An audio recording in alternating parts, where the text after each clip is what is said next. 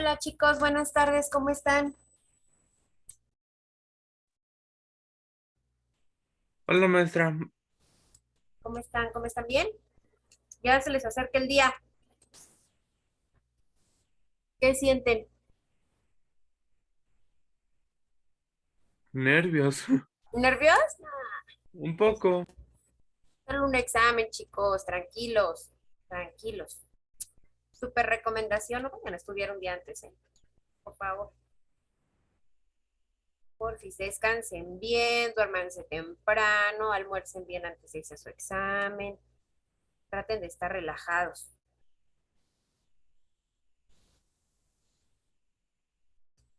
Porque nadie me dijo la semana pasada que no les mandé la unidad 4.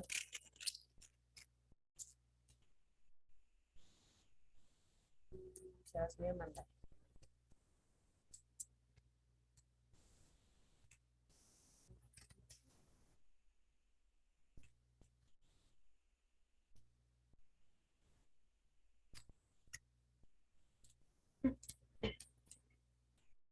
Ok, les damos 2 minutos a los demás y no empezamos, ¿va? Voy a poner aquí que en 2 minutos empezamos.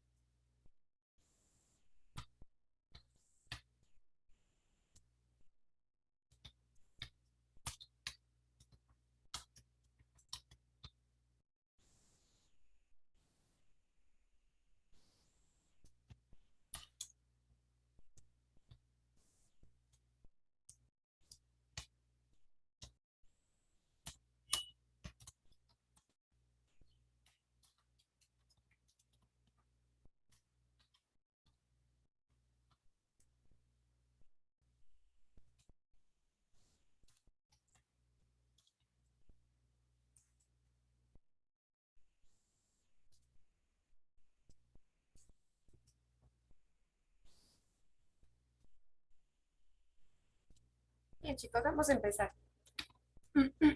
Perdón, ¿eh? Bien, vamos ahora ya. Ay, perdón, esperen. Me faltó.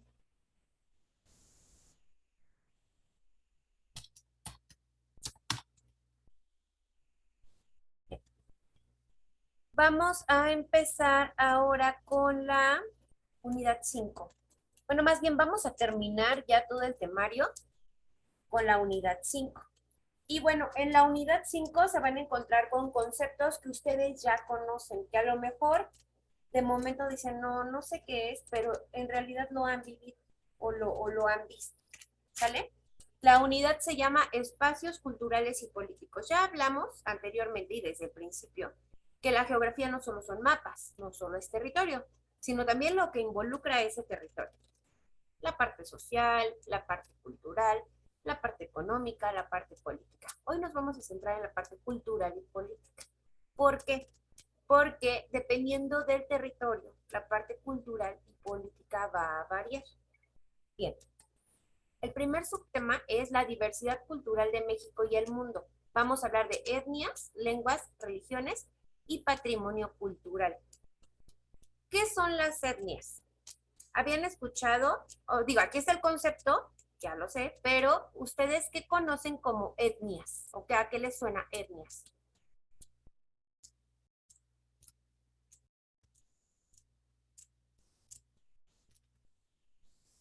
A ver, chicos, ¿a qué les suena eso de etnias?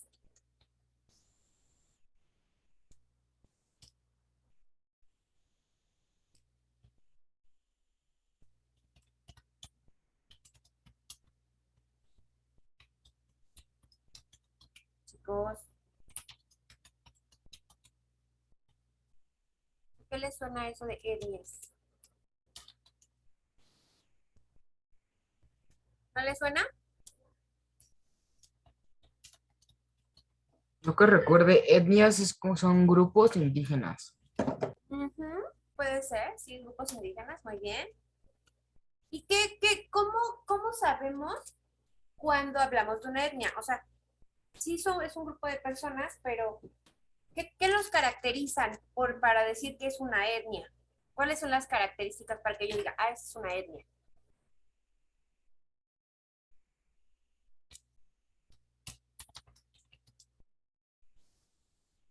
¿Cuáles son sus características?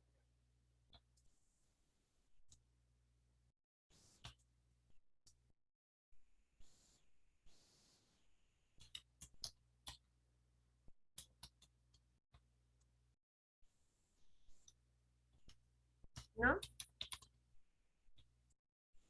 Creo que era cuando compartían el mismo tipo de cultura. Ujú. El área geográfica, las costumbres, el dialecto, las creencias, el sistema político que los rige, este, las costumbres, tradiciones, incluso hasta la indumentaria, ¿no? Si nosotros vamos a la parte de Toluca, a las orillas de Toluca, podemos encontrar personas con una indumentaria completamente diferente a lo que nosotros vestimos.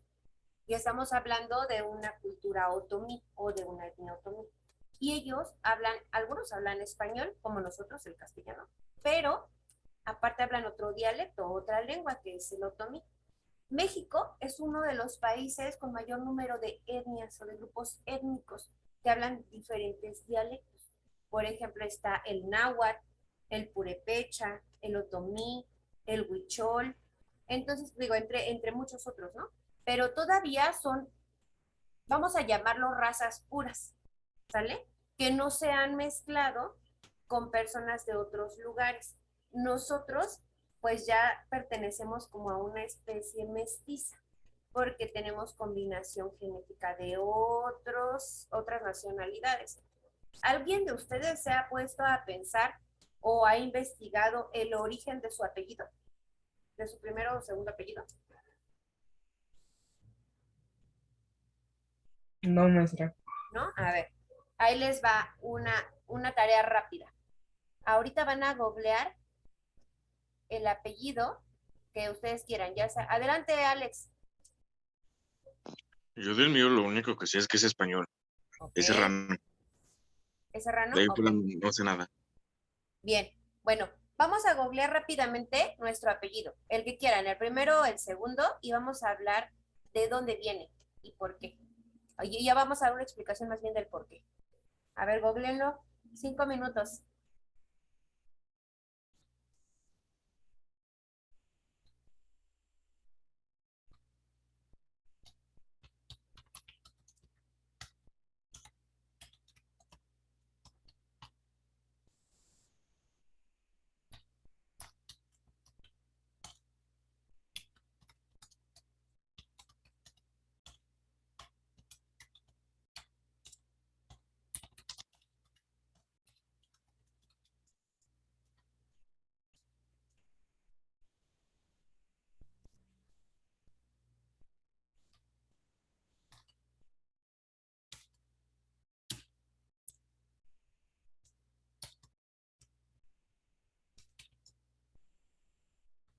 Si alguien lo tiene antes de los 5 minutos, levante la manita.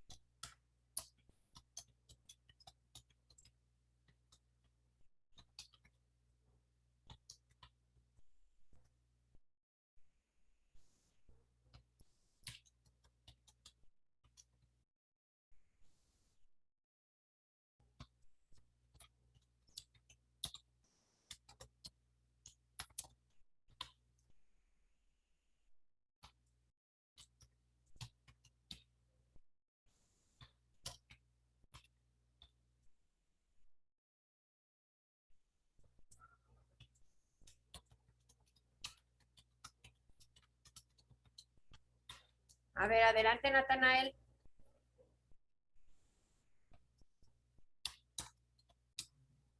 En Oh, mi, sí.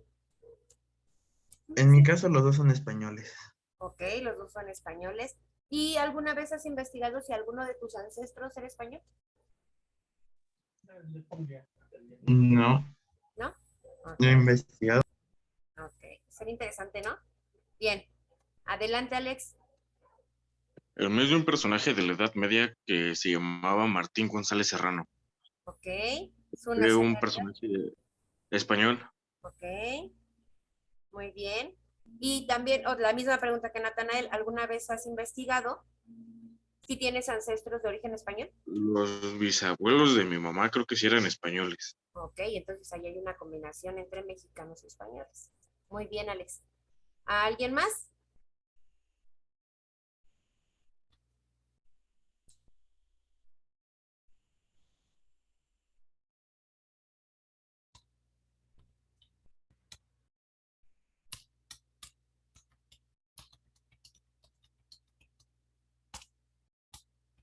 ¿Alguien más, chicos?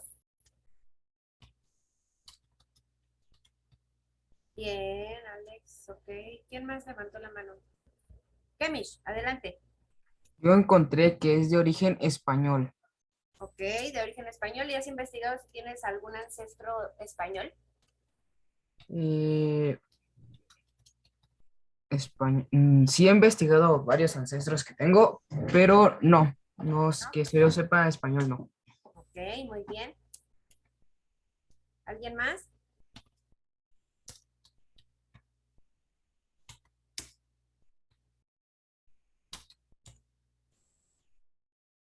A ver, a ver.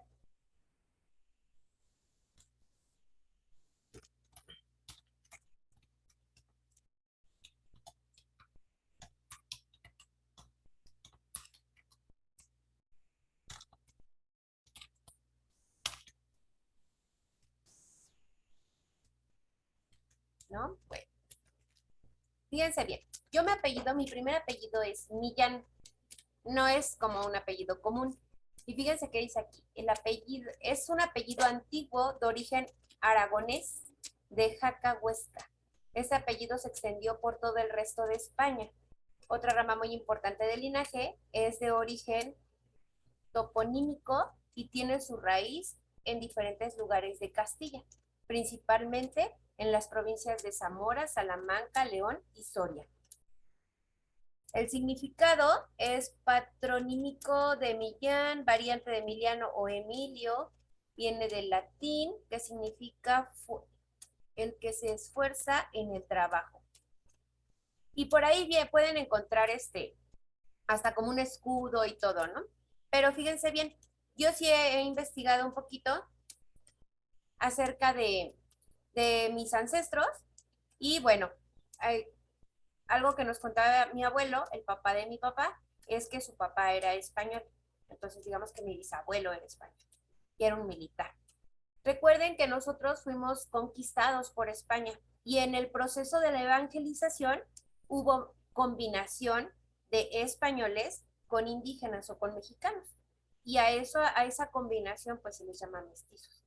Ahora bien, muchos de los apellidos no son precisamente por la combinación o por el enlace entre una nacionalidad y otra, sino que en el proceso de la evangelización, recuerden que a todos o sea, todos se volvían católicos, todos los indígenas, y a todos se bautizaron, entonces se les asignó un apellido.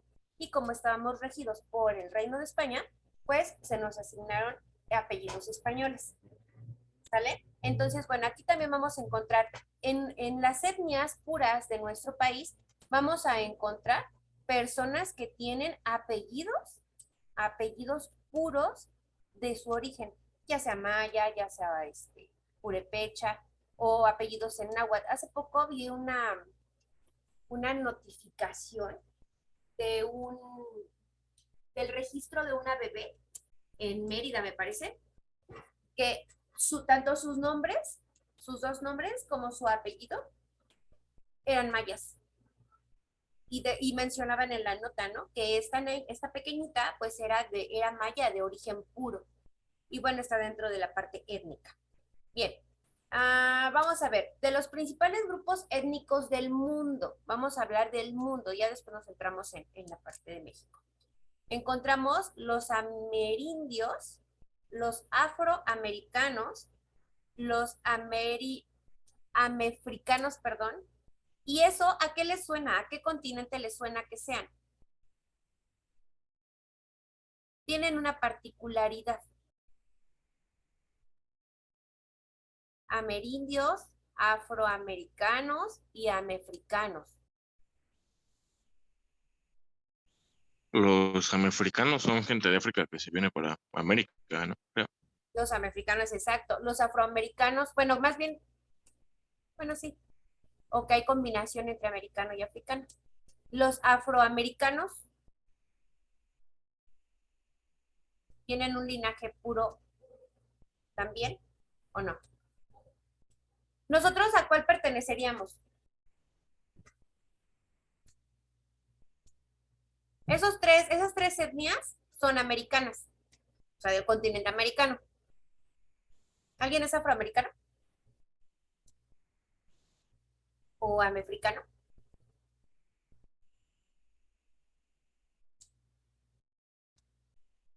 Va a decir Alex, no, yo soy europeo. ¿Verdad, Alex? Seríamos amerindios, ¿no? Muy bien. Y pues bueno, aquí van a poder encontrar otras etnias. Los dravidianos, camonquemers, mestizos, saharianos, árabes, australianos, baltaicos, iranio-indios, mandés, europeos, caucásicos, chino-tibetano, coreano, japonés, malayo-polinesio, esquimo, aleutianos. Estas son etnias, refiriéndonos a las etnias. Y fíjense, las características que van a tener las etnias son una identidad histórica, su cultura, su lengua y su religión, la forma de vestir, la forma de hablar y la forma de convivir. Vamos a centrarnos en México. ¿Ustedes creen? Bueno, yo tengo familia de etnia huichola por parte de mi mamá. Y generalmente algunas etnias en México, o la mayoría de las etnias en México, son muy celosas de su lugar. No entra cualquier persona. Es difícil la aceptación de una persona externa a las comunidades indígenas. ¿Creen que la manera de festejar entre los huicholes y nosotros que somos citadinos será igual?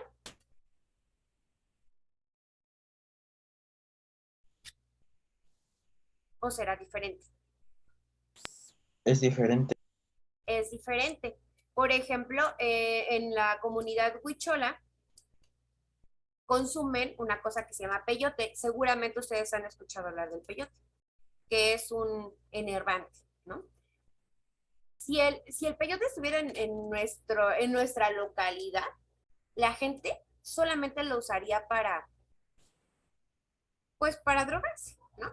Mientras que en una comunidad huichola lo hacen con un simbolismo sagrado, ¿sale? Es como, ellos le llaman que es para invocar al dios penado. Entonces, las costumbres son completamente diferentes. una boda huichola a una boda citadina, pues va a ser bien diferente. ¿Por qué? Porque ellos llevan un protocolo especial y nosotros llevamos un protocolo más social. ¿Sale? Bien, ¿hasta aquí dudas? No, Maggie. No. ¿Con las etnias no? Ok. No son con las lenguas. Podemos encontrar lenguas e idiomas. Recuerden que en cada país, de acuerdo al grupo étnico o a los grupos étnicos que tengamos, van a tener lenguas e idiomas. En este caso, hablando del mundo, pues son los idiomas, que sería el chino, el inglés, español, francés, alemán, portugués, ruso, árabe, hindú, japonés, italiano, entre los más reconocidos, ¿sale? Si nos centramos, voy a repetir información que ya les había dicho hace rato. Si nos centramos en nuestro país, encontramos purépecha, maya, otomí, náhuatl, huichol, entre muchas lenguas más. ¿Alguna vez han escuchado a una persona de origen indígena hablar una lengua diferente a la que hablamos nosotros? Yo sí. ¿Sí? ¿En dónde la escuchaste? Fui a Chiapas de vacaciones y ahí escuché cómo hablaban otra lengua indígena. En maya. Muy bien, en maya. Bien. Vamos a ver. Déjenme me muevo aquí. Les voy a hacer una medición. Espérense, fíjense bien. Se calcula que más de 7 millones de mexicanos y mexicanas hablan lenguas indígenas. Entre las más comunes destaca el náhuatl, el maya, el celtal, el mixteco, el tzotzil, el zapoteco, el otomí, el totonaco, el chol y el mazateco. Fíjense cuántas. Ahí ya les mencioné 1, 2, 3, 4, 5, 6, 7, 8, 9, 10. Les mencioné 10 lenguas diferentes. Algunas, a lo mejor ustedes las habían escuchado, como el tzotzil o como el chol, probablemente no las habían escuchado. Solemos reconocer que una lengua puede ser el náhuatl, el maya, probablemente no han escuchado el celtal, el mixteco sí creo que lo hayan escuchado, el zapoteco también, el otomí también, o el mazateco puede ser que tampoco lo hayan escuchado. Entonces, fíjense, mira, aquí está en Chiapas, hablan el celtal, en Oaxaca hablan zapoteca, en Puebla hablan el náhuatl, el mixteca, en Sonora hablan, ahí creo que hablan el, ay, se me fue, tarahumara. Toda esa parte del norte hablan de tarahumara. Bien. Vamos a ver cuántas lenguas aproximadamente hay en México. Ya sabemos que casi 7 millones de habitantes hablan lenguas diferentes. Y fíjense, en México hay aproximadamente 68 lenguas indígenas. 68 dialectos indígenas que pueden encontrar. El tarasca, el mixe, el chontal, el guave, aljica. Ay, perdón chicos, es que grité mucho en la mañana con mis chiquillos y ando toda afónica. El oto. Hay muchísimas. El amusco, el cuicateco. ¿Habían escuchado todas esas lenguas? No. El kikapó, quiligua, mam, popoloca, tlapaneco, tlahuica, teco. Entonces, nosotros ahí tenemos una variedad inmensa, inmensa, inmensa de lenguas indígenas o de lenguas técnicas. ¿Con las lenguas están bien, chicos? ¿Tenemos dudas? No, Maggie. ¿No? Bueno, bien. Con las lenguas, bueno, sabemos que es un medio de comunicación que, bueno, nosotros utilizamos, todo el mundo utiliza, pero les vamos a expresar ideas, sentimientos y puntos de vista, incluso hasta nuestra cultura. Vámonos a la parte de la religión. La religión es como el idioma, un fuerte vínculo social y distintivo de grupos étnicos o entre naciones. Si hablamos de las religiones más comunes en En el mundo podemos encontrar estas. El cristiano, que se deriva en tres: protestante, católico o el ortodoxo. El budista, bueno, el budismo, dice Confucio, Lao Tse, el Shinto, musulmanes, aministas y el hindú. No quiere decir que sean todas las religiones del mundo, hay muchas, pero estas son de las más predominantes. Si se dan cuenta, a la cabeza está el cristianismo, no se va nada más al protestante o al ortodoxo, porque sabemos, o al menos yo tengo entendido, que la más predominante en México es el catolicismo. ¿Ustedes creen que sea otra?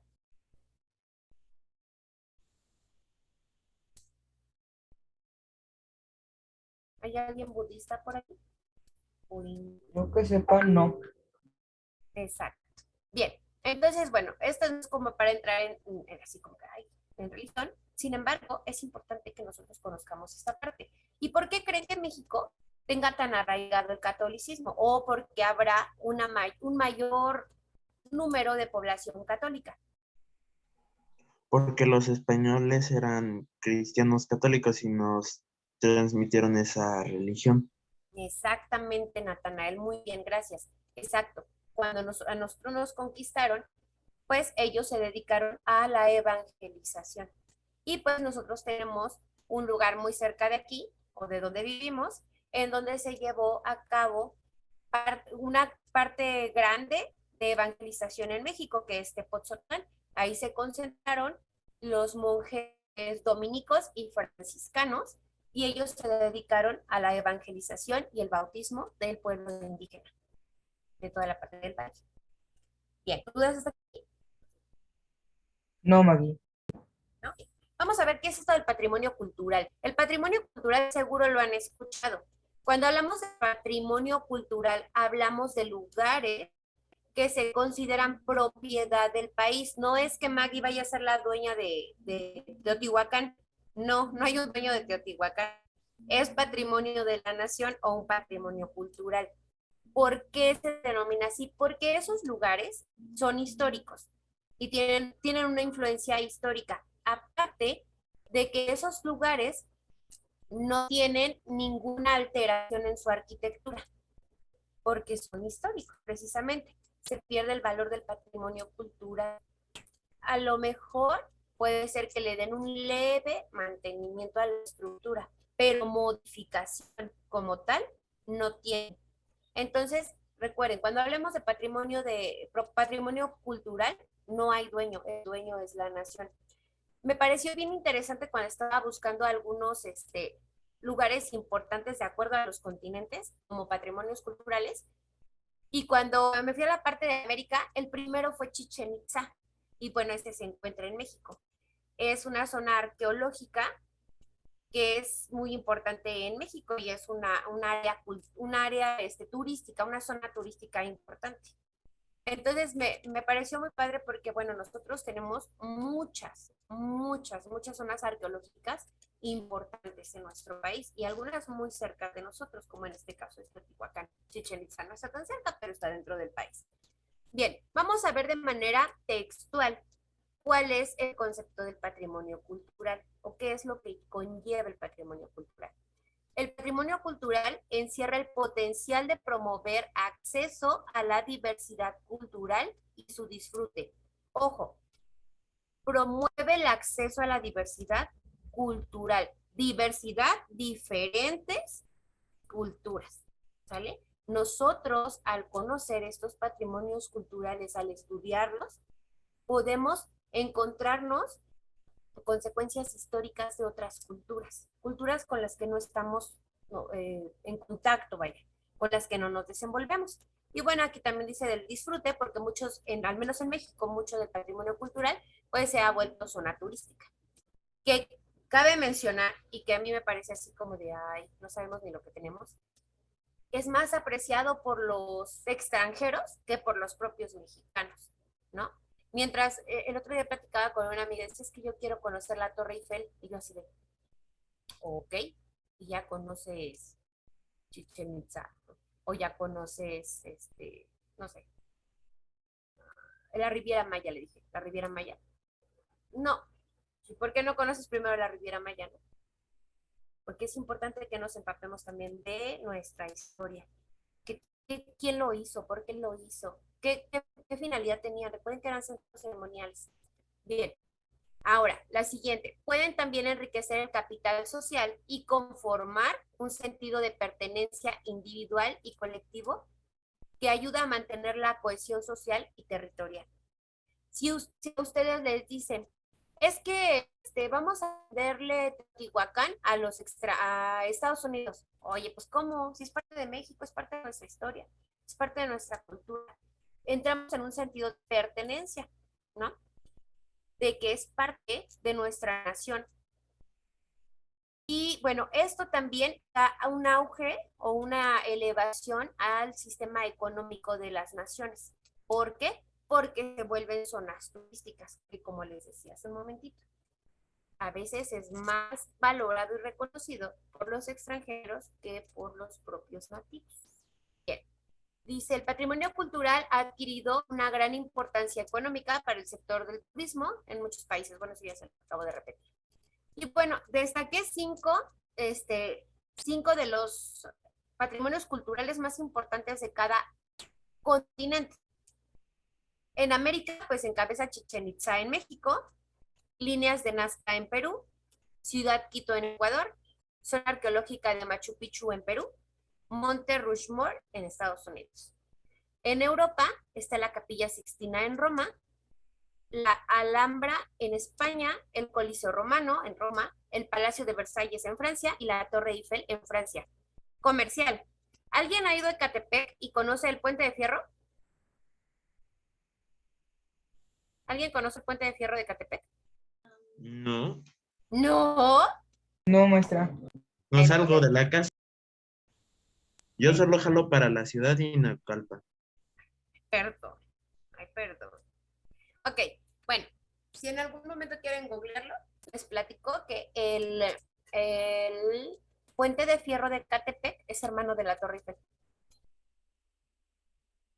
La arquitectura de ese puente fue elaborada por el mismo arquitecto que creó la Torre Eiffel.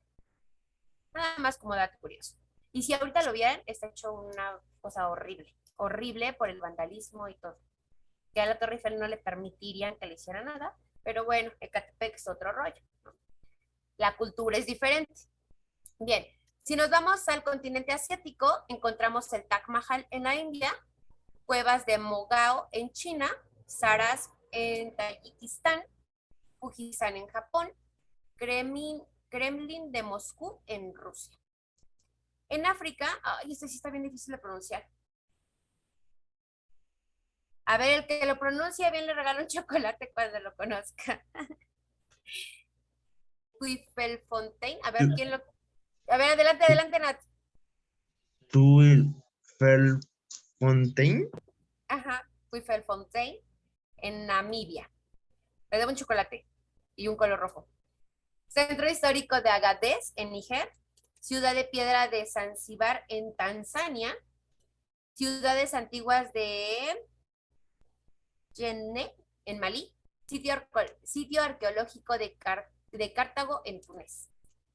Y en Oceanía está la Ópera de Sydney en Australia, Ciudad Portuaria Histórica Lebuca en Fiji, herencia del jefe Roy Mata en Vanuatu, Nan Madol en Estados Federados de Micronesia, Palacio Real de Exposiciones y Jardines Carlton en Australia. Carlton en Australia.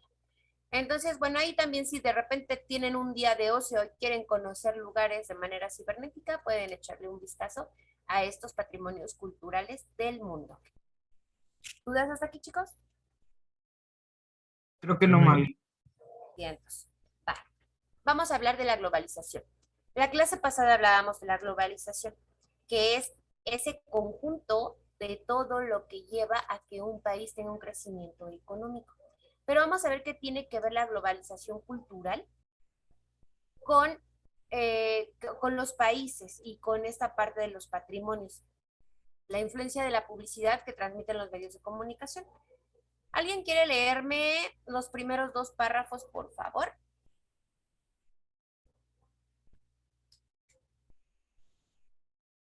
Yo, Maggie, dice, a escala mundial la globalización se refiere al crecimiento e interdependencia entre los países, tal como se refleja en las creencias, en los crecientes flujos internacionales de bienes, servicios, capitales y conocimientos.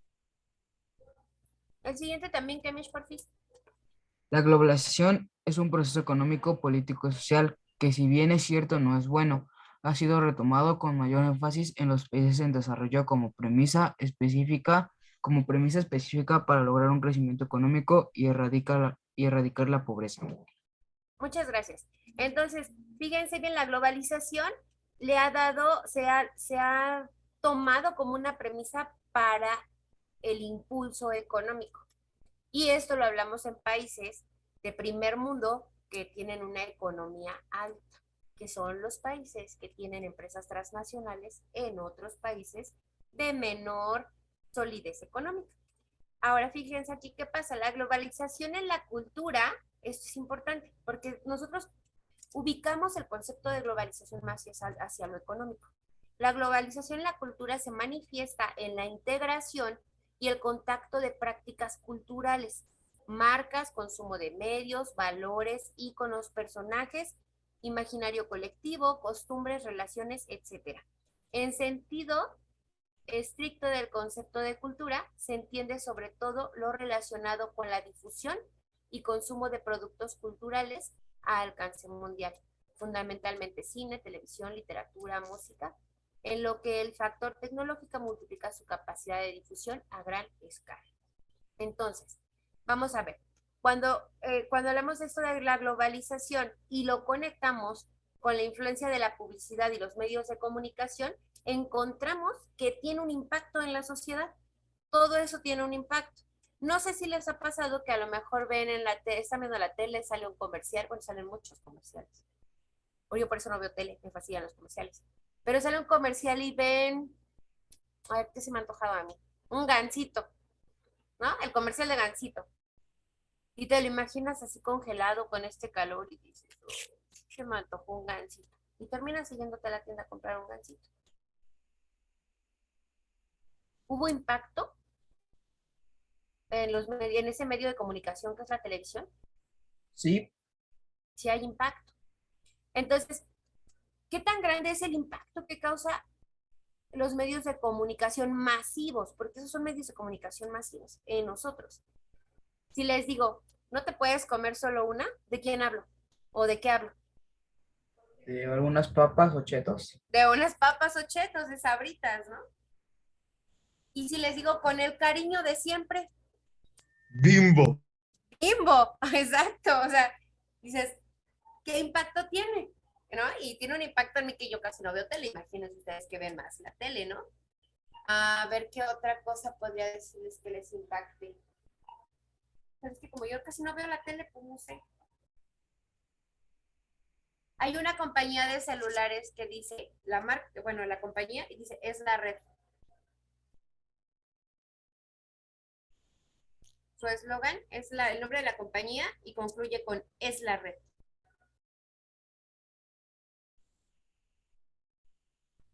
¿No? Pues, ¿qué No, compañía? maestra. Telcel es la red.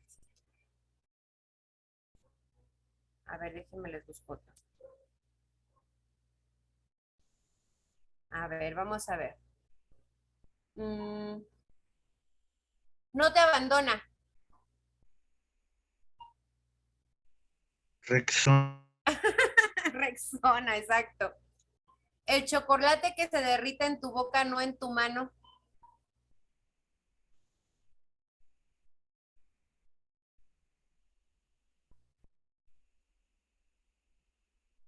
¿Cuál será? El chocolate que se derrita en tu boca, no en tu mano. No sé, maestra. M&M's. Nunca lo había visto. ¿No? No. Ok. No, tampoco. A ver, déjenme ver. Sí, estos ya no creo que los conozcan.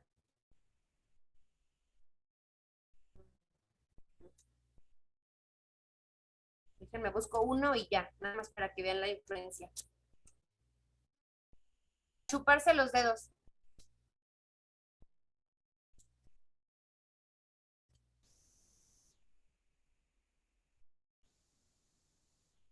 O por su rico sabor casero. Tía Rosa. Rosa. Sí, muy bien. Entonces, bueno, estamos ahí viendo, ¿no? ¿Qué impacto tiene la influencia de la publicidad? Obviamente somos consumidores y es importante que consumamos porque si no, no podríamos sobrevivir. Pero ¿qué diferencia tendría de comprar un pan tía Rosa, unos cuernitos tía Rosa, a irme a la panadería de la vuelta de mi casa o que está a una calle de mi casa y comprarme unos cuernitos en la panadería? Que tienen una receta ancestral quizá, una receta cultural extraída de generación en generación. ¿Por qué unos cuernitos de rosa?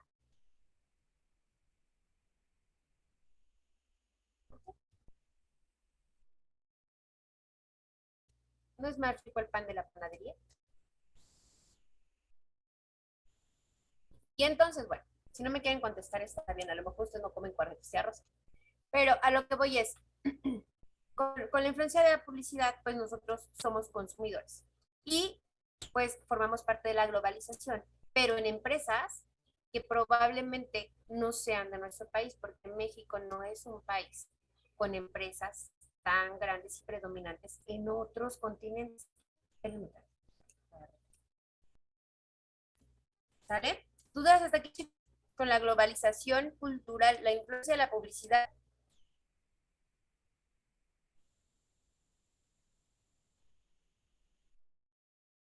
Sin dudas, maestra. Ok. Vámonos a diferenciar qué es la multiculturalidad y la interculturalidad. Fíjense bien. Multiculturalidad. Cuando hablamos de multiculturalidad, nos referimos a cuando varias culturas coexisten, se toleran y respetan. Ojo, aquí es el punto de referencia o las palabras clave. Varias culturas. ¿Vale? Interculturalidad se da en el momento en el que distintas culturas interactúan y generan expresiones culturales compartidas. ¿Cuáles? Pareciera lo mismo, pero no. Y pueden estar ligadas, por supuesto que sí pueden estar ligadas. Pero en la multiculturalidad puede haber varias culturas, pero cada quien va a hacer lo que a su cultura corresponde, ¿no? Si tengo mayas y tengo otomís y también tengo huicholes, pues se van a aguantar, se van a tolerar, se van a respetar si los tengo en una zona geográfica. Pero cada quien va a llevar a cabo sus costumbres, sus tradiciones, su dialecto, todo, su vestimenta. Y en la interculturalidad es cuando ya tienen una combinación de, bueno, mira, yo soy maya, pero no tengo problema en ir a una boda otomí, por poner un ejemplo. Está bien, yo me voy. Y empiezan a hacer como una especie de alianza. Eso es la interculturalidad, cuando ya está ese intercambio entre culturas, cuando se deja el celo de la cultura de lado y empiezan a compartir. Aquí les puse bueno, las bases de la interculturalidad, fíjense bien, igualdad. Lucha por establecer una relación entre iguales en una sociedad.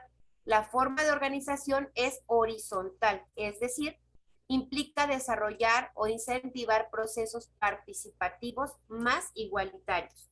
O sea, va así. Racismo. Se considera un problema social al que se le intenta poner remedio mediante la resolución pacífica de conflictos. Hablando de la parte cultural, entre culturas no se va a dar el racismo. Va a haber, pues se van a ver como semejantes. Cultura. Se acepta la asimilación de otras costumbres o normas diferentes a la propia, eliminando así el etnocentrismo. El etnocentrismo es cuando estamos enfocados, no, es que yo creo en esto y a mí no me vas a convencer de que yo vaya a hacer tu ritual. O a mí no me vas a convencer de que vaya a la fiesta de, no sé, de boda porque yo no creo en esas cosas, ¿no? Porque mi etnia cree en cosas diferentes, yo ni loca me voy a ir a meter contigo. Vamos a suponer que yo soy huichola y que Natanael es zapoteco, ¿va? Estamos dentro de un mismo territorio. Si yo le digo a Natanael, oye, mira, es la fiesta del maíz, por poner un ejemplo, ¿no? No sé si existe. Es la fiesta del maíz en mi comunidad. Te invito. Pero Natanael no celebra la fiesta del maíz, Natanael celebra la fiesta de la caña. Dice, no, porque yo te lo agradezco, pero no, porque pues yo no creo en la fiesta del maíz y no comparto esa ideología porque nosotros festejamos la fiesta de la caña. En ese caso, ¿qué está predominando? ¿La multiculturalidad o la interculturalidad?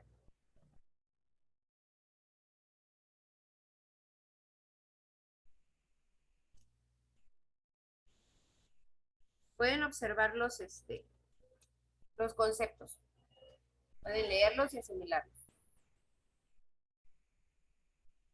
Natanael se niega a vivir conmigo una costumbre de mi comunidad.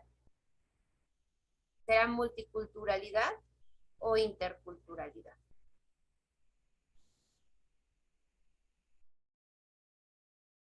Multiculturalidad.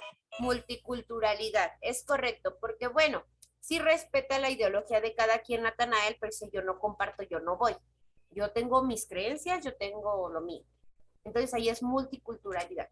Y supongamos que en esta fiesta del maíz yo le digo a Kemish, que es maya, que lo invitó y él dice, claro que sí, yo voy y comparto con respeto de tu festejo. Ahí estaríamos hablando de Interculturalidad. interculturalidad, correcto. Fíjense bien. También, bueno, la parte de la tolerancia va dentro de la interculturalidad, pero también de la multiculturalidad, que dice el respeto y el reconocimiento de la diferencia y similitud como base de una sociedad democrática. Por lo tanto, ambos términos pueden ser complementarios, ya que un entorno multicultural puede ser intercultural a la vez. Puede ser intercultural a la vez cuando están de acuerdo en ser partícipes de conocer la cultura de otras personas. Sin dejar de lado sus creencias. Sigue siendo multicultural e intercultural. ¿Dudas hasta aquí con estos dos conceptos, chicos? No me Ahí. Anden. ¿No? No. Ok, va. ¿Sabes? Pues vamos con el siguiente. Este sí está más cañón, porque es mucha información. Cambios del mundo por intereses económicos y políticos. Aquí nos vamos a adentrar un poquito en la historia, ¿no? Para el siglo XX se presentan muchas transformaciones, y no nada más en México, en todo el mundo. Todo esto es por el dominio, el control y la economía y la política de los países más desarrollados. Que estamos hablando pues de los países como Estados Unidos, como Rusia, países con un poder económico muy alto, ¿sale? Y cultural también. Dice aquí que se pueden identificar las causas por las que estos países, que les se llaman también de primer mundo, esos países de primer mundo, quieren tener más, ¿no? Entonces empiezan a dar muchos cambios. Las causas económicas que ocasionaron parte de estos cambios dice que es en la división política mundial, que fue el control de los recursos naturales, de las materias primas, de la actividad económica y financiera entre dos sistemas económicos, el capitalismo y el socialismo. Entonces aquí esas potencias querían o pretendían tener no son divisas, querían tener como los, ¿cómo puedo decir? Los créditos, como el control de los recursos para ampliar su potencia, para ser más grandes. Bien, principales causas políticas. África y América Latina también fueron afectados por la Guerra Fría. Porque para eso pues se dio la Guerra Fría. De la URSS con Estados Unidos, en donde se fomentaba el socialismo en estos lugares, en África y en América. Bien, vamos a ver estos cambios. A partir de la Segunda Guerra Mundial se consolidan dos polos políticos. En Estados Unidos y la Unión Soviética se denomina la Guerra Fría. Al finalizar la década de los 80, la Unión de la República Socialista Soviética fue la segunda potencia militar y económica del mundo y se desintegró. Más bien, ¿qué fue? Fue la segunda potencia más grande en economía y en milicia, se desintegra. Estamos hablando de en la década de los 80.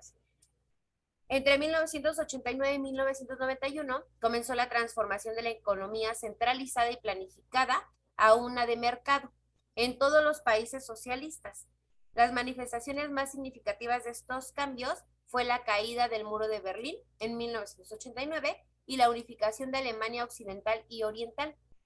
La desintegración de la URSS fue el factor que originó profundas transformaciones territoriales en Europa. Alemania se reunificó, Checoslovaquia se dividió en la República Checa y en Eslovaquia, y Yugoslavia se dividió en Eslovenia, Croacia, Bosnia, Macedonia, Serbia y Montenegro. Entonces, estamos hablando que desde la Guerra Fría hasta principios de los 90 se hacen cambios en el mundo que van a potencializar o que van a decaer tanto en la economía como en la política. Pero recuerden que estos cambios económicos se dan por los dos tipos de sistemas económicos, que es el capitalismo y el socialismo. Aquí en la diapositiva se los voy a poner en rojito y con negritas para que lo consideren, que esos cambios en el mundo se van a dar tras el capitalismo y el socialismo. ¿Dudas hasta aquí, chicos?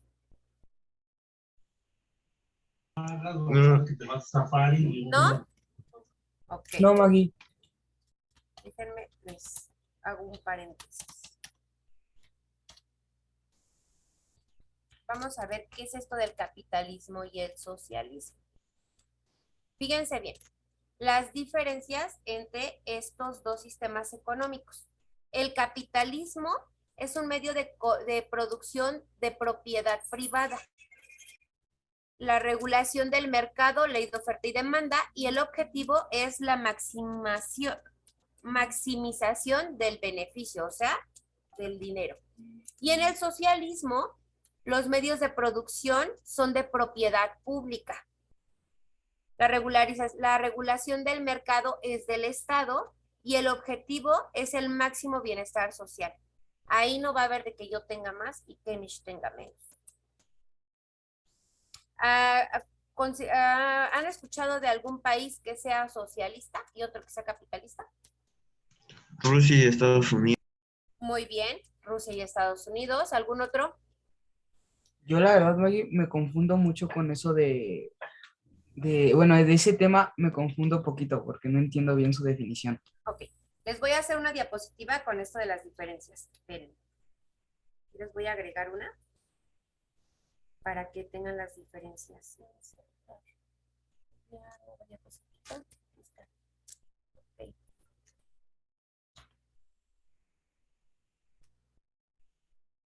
Para que todos lo podamos ver mejor. Fíjense bien. Socialismo, medio de producción gestionado por el Estado y por autogestión de la clase obrera. Regulación del Estado en las actividades económicas y sociales y la distribución de los bienes. Todo lo distribuye el Estado que en el socialismo. Propone una planificación en la producción de acuerdo a los fines preestablecidos de contribución al bien general. Apropiación de los medios de producción por parte de la clase obrera. Dictadura del proletariado. Cuba, por ejemplo, es un país socialista. Todos, y no sé si han escuchado alguna noticia acerca de Cuba, pero hay muchos cubanos que quieren migrar a Estados Unidos precisamente por el sistema económico, porque no les es redituable. Así puedan trabajar muchísimo, ahí todos van a tener lo mismo. Todos van a tener lo mismo. Y en el sistema capitalista no. Si yo trabajo mucho, invierto mucho, voy a tener mucho. Pero si Kemish no trabaja tanto, no invierte, no nada, pues va a haber clases en cuanto a economía. Diferentes clases en cuanto a economía. Ese es el comunismo. Lo busca el capitalismo. Ay, Dios. Y en el capitalismo no. El capitalismo habla acerca de la propiedad privada de los medios de producción. O sea, ahí no va a pertenecer al Estado. va a pertenecer al dueño, ¿no? Si por ejemplo en Cuba hay una fábrica de barnices, esa fábrica de barnices pertenece al Estado. O el Estado destina el capital a los demás. Y en México, por ejemplo, no. O en Estados Unidos no. Ahí hay un dueño y ese dueño es el que recibe las ganancias e incrementa sus bienes materiales. En el capitalismo dice que división social no equitativa del trabajo. El libre mercado distorsiona el valor, el Estado no interviene en la planificación de la economía. Ahí el Estado no interviene. Entonces, acuérdense, en el capitalismo el Estado no interviene y en el socialismo sí interviene el Estado. ¿Sale? Déjense, les voy a poner esta. ¿Más o menos ya quedó, Kemi? Sí, Maggie, gracias. ¿Sí? Nada más acuérdense del Estado. ¿El Estado interviene en qué sistema económico, chicos? ¿En qué sistema interviene el Estado?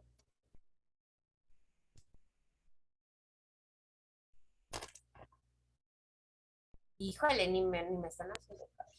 En el socialismo. Ah, sí, está bien. En el socialismo interviene el Estado. Eso se las voy a dejar ahí para que la tengan también. Ya casi acabamos. Bien. Vámonos ahora a las fronteras. Fronteras, zonas de transición y tensión, espacios internacionales, terrestres, económicos y políticos. ¿Qué sabemos acerca de las fronteras? En algún momento les hablaba yo de las divisiones políticas y tiene que ver con las fronteras. ¿Qué es eso de las fronteras, chicos?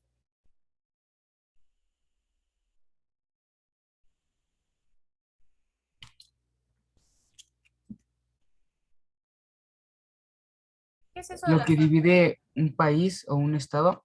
Uh-huh, exactamente. Lo que divide un país o un estado.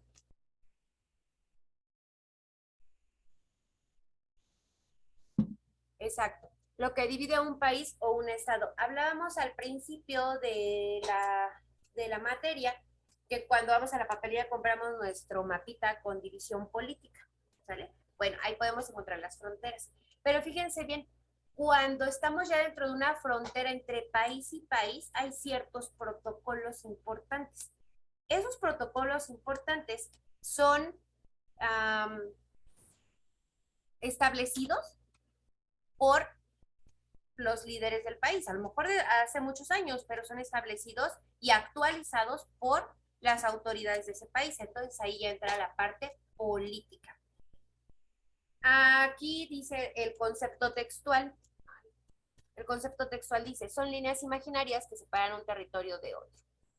En algunos casos solo está determinada con una línea imaginaria, sino por muros o por vallas. Y pues tenemos el caso de nuestro vecino, que es Estados Unidos, y pues ahí sí tenemos vallas y también tenemos muro, ¿no? Y tenemos una gestión de acceso y de salida, de entrada y de salida, que es políticamente a través de papeles y permisos. De otra manera, pues no.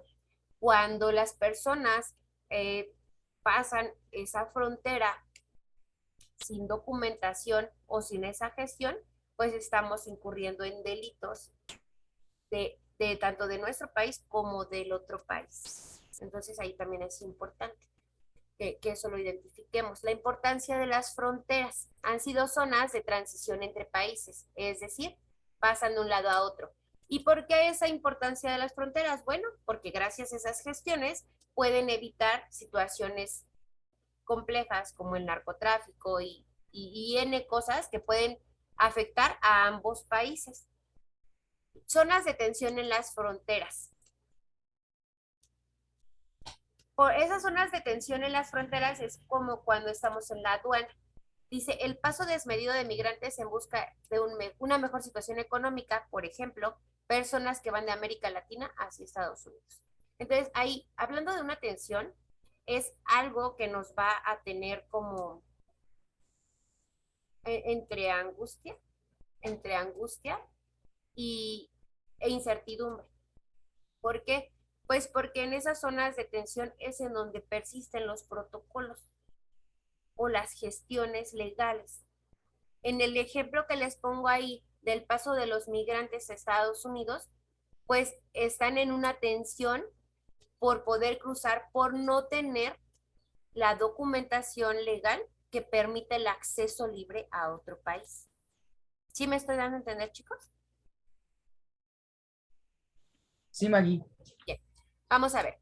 Ahora, conflicto por cuestiones territoriales. Los espacios internacionales.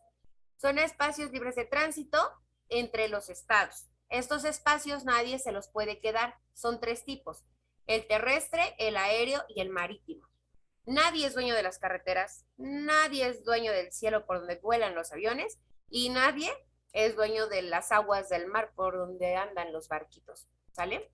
Esos son los espacios internacionales porque todos pueden transitar a través de esto. No hay, no hay como un dueño como tal. Sin embargo, recuerden que existen leyes que debemos de seguir para evitar consecuencias. Vamos a ver, los terrestres. Se reduce a la Antártida, aunque algunos países han reclamado parte de ese territorio. Bueno, la Antártida sabemos que es así como que aparte, ¿no? Los aéreos tienen varias apreciaciones. En algunos casos se dice que el aéreo se fija a partir del límite de vuelo de las aeronaves de 25 a 50 millas, es decir, de 40 a 80 kilómetros. En otras, el espacio aéreo de un país se amplía hasta por lo menos 500 kilómetros. ¿Sale? Entonces empieza a ser libre a partir de 25 a 50 millas de altura. Los marítimos, bueno, las aguas internacionales se comprenden a partir de 12 millas marítimas, medidas a partir de la costa hacia el mar, y esto se llama mar territorial. Después de las 12 millas marítimas ya es mar internacional y no pertenece a nadie. Pero cuando estamos hablando de esas 12 millas es a partir de la orilla. Por ejemplo, Veracruz. Los voy a poner acá con el mapa. Veracruz está como por aquí. Se los voy a poner aquí. Veracruz está como por aquí. A partir de 12 millas hacia el mar, ya no pertenece al mar de Veracruz, sino que ya es internacional. Entonces tiene que estar 12 millas hacia el centro, 12 millas hacia el centro de toda la parte terrestre para que ya forme parte del mar internacional. ¿Sí me estoy dando a entender, chicos?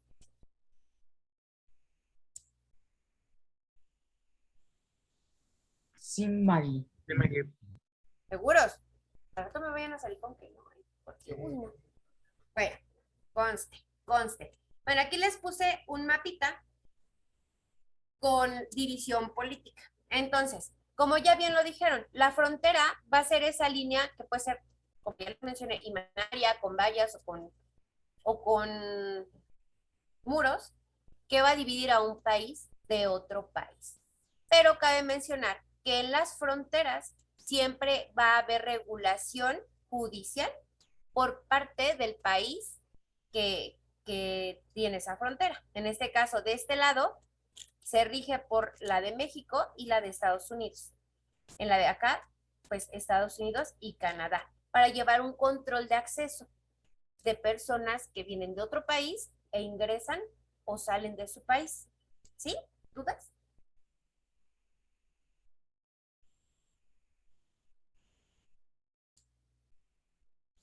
Ya no, chicos.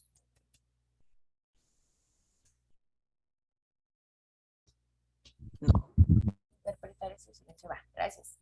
Bien, vámonos al siguiente. Patrimonios culturales de México. Vamos a encontrar zonas arqueológicas, ciudades coloniales, perdón, aquí lo repetí, pueblitos típicos, monumentos históricos. De acuerdo a su experiencia viajera, ¿qué monumentos en México son patrimonio de la nación? Monumentos. Monumentos que sean patrimonio de la nación.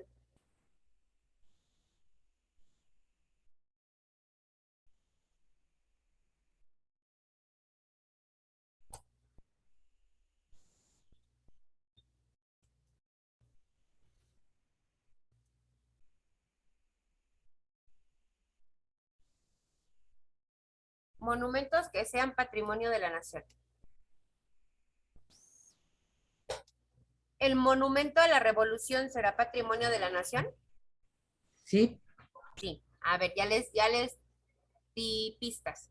Otro monumento que sea patrimonio de la nación. La pirámide del Sol. Muy bien, muy bien. Otro.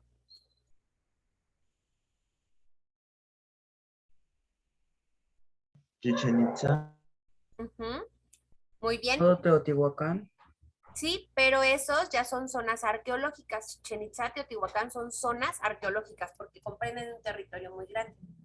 Otro monumento, podría ser el monumento a los niños héroes que está en Chapultepec o el Ángel de la Independencia también, ¿vale?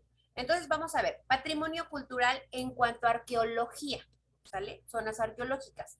Está Monte Albán, Parque Nacional de Palenque, en Chiapas, Teotihuacán, Chichén Itzá, Monte Albán, El Tajín, Sierra de San Francisco, Uxmal, Paquimé en Casas Grandes, Xochicalco y Calakmul. ¿Sale? Casi todos esos están en el sur. La mayoría está en el sur, a excepción de Teotihuacán. Esas son zonas arqueológicas. ¿Por qué?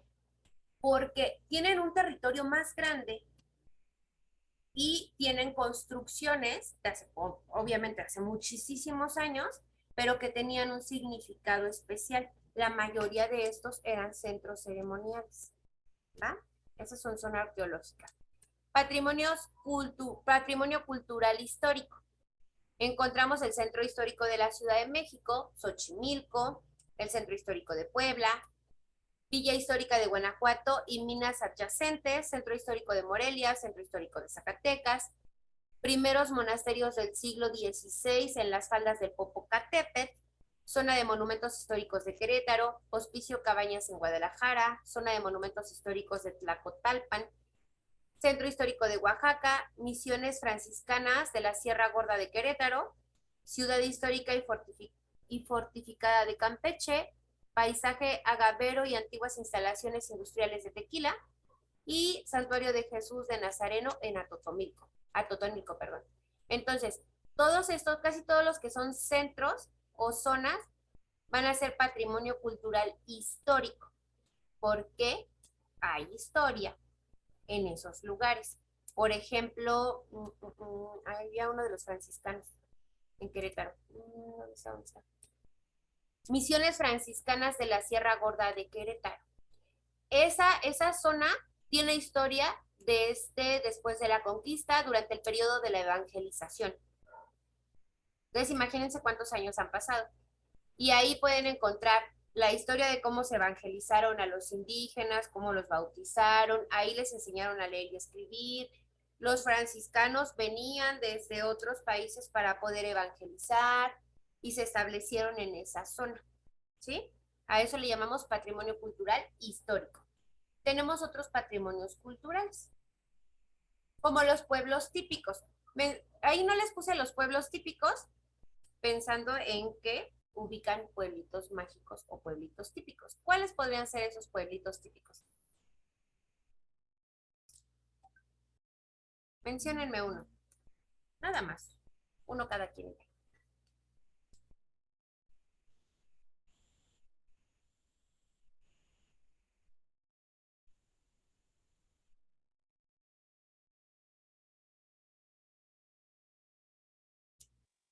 Puede ser Tepotzoclán. Muy bien. ¿Otro? Real del Monte. Muy bien. ¿Qué otro, chicos? Hay muchos cercanos. Yo les voy a decir uno. Xochimilco. Ajá. Tepoztlán.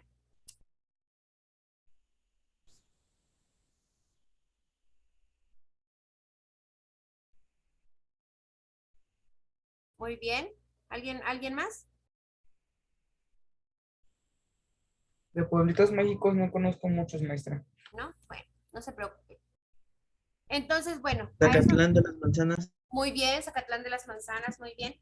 Entonces, a eso nos referimos con pueblitos típicos. Monumentos históricos, pues fue lo primero que abordamos, ¿no? Monumento a la Revolución, el Ángel de la Independencia, el Monumento a los Niños Héroes. Y bueno, así hay muchos monumentos que son también patrimonio cultural porque hablan de nuestra historia. Bueno, patrimonio cultural moderno está la Casa de Estudio Luis Barragán, el campus central de la ciudad universitaria.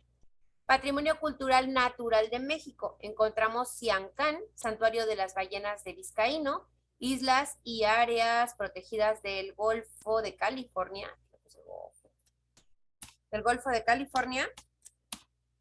y santuario de la mariposa monarca. Esos son patrimonios culturales naturales de México. Algunos, porque también podemos encontrar el desierto de los leones. Ese también es un patrimonio cultural natural. O la Marquesa también podría ser. ¿Están de acuerdo? Sí, Maggie. Bien. Ok, ya nos vamos con el último tema. Espacios, que ya también lo abordamos hace un momentito, un poquito de eso. Espacios de soberanía nacional terrestre, marítima, insular y aérea. Cuando hablamos de espacios de soberanía, es en donde se ejerce la soberanía del Estado, lugar donde solo México manda. Bueno, hablando de México, hablando de México. Existen varios espacios en los que un Estado ejerce la soberanía nacional, como lo son el terrestre, marítimo, insular o aérea. En el terrestre está delimitado por fronteras físicas e imaginarias que comprende el Estado. Todo el territorio nacional, en este caso donde es México, México ejerce su soberanía. O sea, de la frontera hacia adentro, México manda. De la frontera para el otro lado, pues es Estados Unidos, ahí pues manda Estados Unidos. ¿Sí? A esa división me refiero. Nos vamos a la marítima. Recuerden que en la marítima vamos a considerar millas marinas. De la parte terrestre o de la costa, digamos, a 12 millas adentro hacia el mar, ya no pertenecería al mando de México, porque ya formaría parte sería internacional, ¿no? Sí. Ya sería un territorio internacional, pero si está a 11.99 millas hacia México, todavía manda México, ¿no? Todavía. Pero ya a partir de 12 millas al fondo, ya es internacional. Zona económica exclusiva es una franja de mar continua al mar territorial. Después de 12 millas náuticas se encuentra la zona económica exclusiva, que se extiende hasta los 370.4 kilómetros o 200 millas náuticas. Entonces aquí, bueno, ya hablamos de otro concepto, en donde ya, si hablamos de México, pues México no tendría injerencia en ese territorio. Las zonas insulares, estamos hablando de las islas, los islotes, los cayos, las rocas, arrecifes que se encuentran en la zona costera marina del país. Pero si ustedes se dan cuenta en el mapa, esas islas no se encuentran tan alejadas del país al que pertenece. Por ejemplo, aquí este azulito, ¿sale? Y tienen un sentido de pertenencia a un país. Todos estos chiquititos que se ven en las orillas, esos son islitas, ¿sale? Y tienen una pertenencia. Esas son, acuérdense, cuando digan zonas insulares, son islas, islotes, cayos, arrecifes y demás, que se encuentran alrededor o que tienen un perímetro en el agua, o sea, está situada alrededor del mar. Esas son las zonas insulares. Las zonas aéreas. Ese es el espacio que, salvo excepciones puntuales, está destinado al vuelo de las aeronaves de cualquier tipo. ¿Y se acuerdan a cuántas millas les dije que ya dejaba de formar parte del territorio?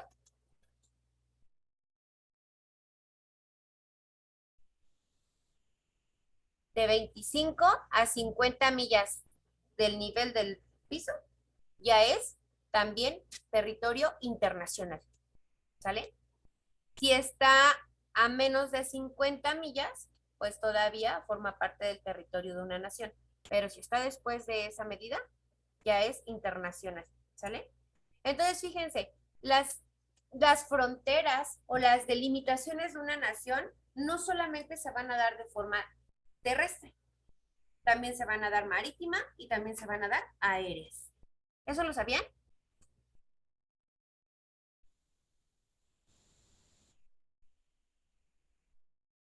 Maggie. Sin dudas, Maggie. Ok, bueno chicos, seguros que no tienen dudas. Les mandé la unidad 4 hace ratito y ahorita les voy a mandar la unidad 5. Con esto nosotros cerramos toda la materia de geografía. Están como a 2 semanas, ¿no? De su examen. Entonces, tienen tiempo para ponerse a estudiar. Si tienen dudas en cualquier cosa, ya sea de habilidades matemáticas o de geografía, en el transcurso en el que estén estudiando con toda la confianza del mundo, mándenme un mensaje y lo aterrizamos, ¿vale? Bien, chicos. Pues, no sé si tengan algún comentario, duda, sugerencia, pedrada, chisme o algo que quieran que abordemos, algo que no hayan comprendido, que no les haya quedado claro. No, Maggie, todo claro. Kemish, todo claro. Uri, Natanael, Dono, Vale, Sarita, Alexa, Todo claro, maestra. seguros.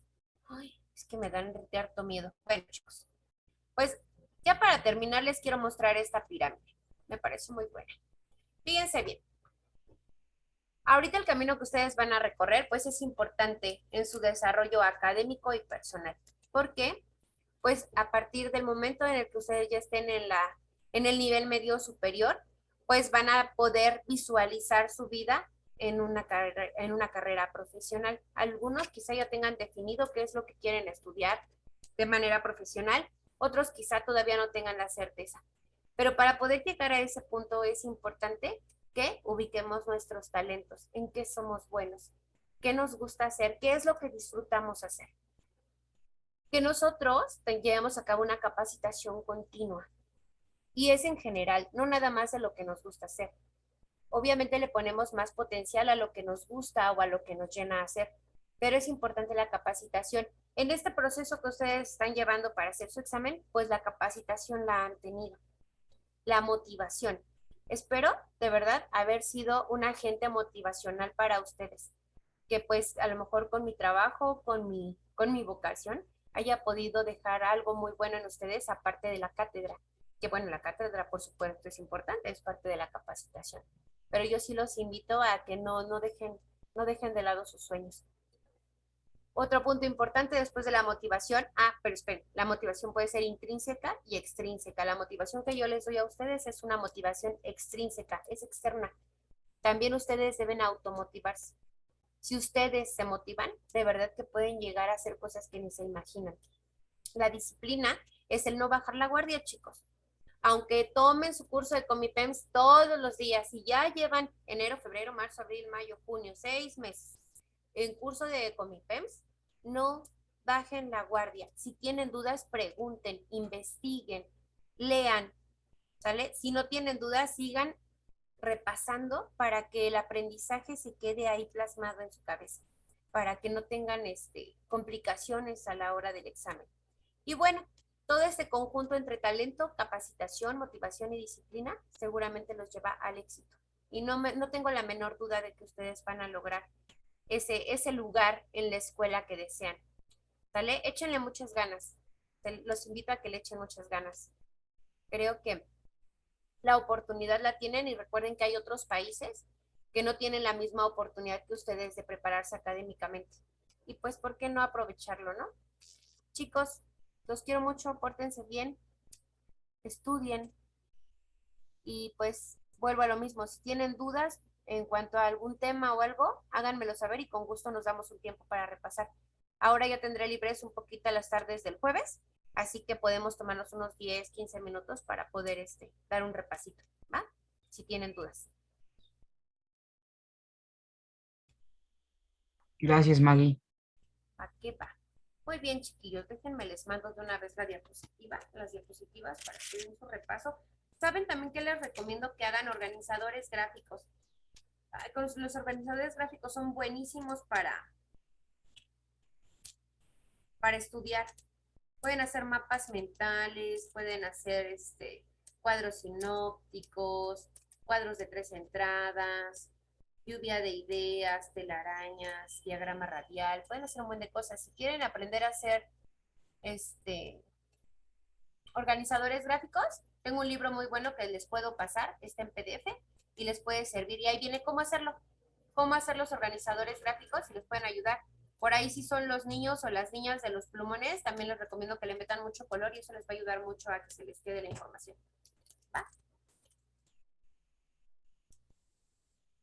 Bueno, chicos, pues pórtense bien. Los dejo. Son libres como el viento tiro al blanco.